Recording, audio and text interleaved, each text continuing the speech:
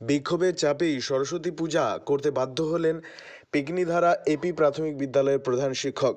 প্রসঙ্গত, গত রবিবার ও সোমবার ছিল সরস্বতী পুজো। রাজ্য জুড়ে বিভিন্ন সরকারি বেসরকারি বিদ্যালয় ও শিক্ষা প্রতিষ্ঠানে সরস্বতী পূজা হলেও রাজ্যের কিছু বিদ্যালয়ে পুলিশি প্রহরায় সরস্বতী পুজো হতে দেখেছে রাজ্যবাসী। একইভাবে দিনহাটা ২ নম্বর ব্লকের পেগনিধারা এপি প্রাথমিক বিদ্যালয়ে সরস্বতী পুজো হয়নি এবছর। দীর্ঘ ৬২ বছরের ইতিহাসে এই প্রথম বিদ্যালয়ে পূজা হয়নি। এই অভিযোগে গতকাল মঙ্গলবার দুপুরে বিদ্যালয়ের ছাত্রছাত্রীদের অভিভাবকরা একত্রিত হয়ে প্রধান শিক্ষককে বিক্ষোভ দেখায়। পরিস্থিতি এতটাই উত্তপ্ত হয়ে উঠেছিল যে নয়ারহাট তদন্ত কেন্দ্রের পুলিশ ঘটনাস্থলে যেতে বাধ্য হয়। পরে বিদ্যালয়ের প্রধান শিক্ষক অভিভাবকদের চাপে সরস্বতী পুজো করার সিদ্ধান্ত নিতে বাধ্য হন। আজ বুধবার দুপুর ১টা থেকে শুরু হয়েছে এই বিদ্যালয়ের সরস্বতী পূজা। আজ সংবাদ মাধ্যমকে কি বললেন প্রধান শিক্ষক, দেখুন।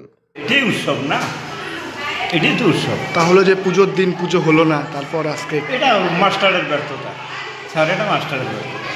আমরাও, আমার বাড়ি পাশে, আমিও কই দাঁড়ে এটা কেমন কথা, প্রতি বছরে পুজো হচ্ছে, এবার হলো না।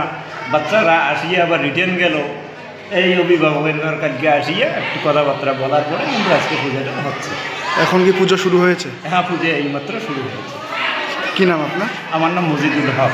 এই জায়গাটার নাম? জায়গাটার নাম হলো পিকনিধারা। স্কুলের নাম কি? পিকনিধারা, এটা তো সাইকেলতলা স্কুলেই বলে, এপি স্কুল।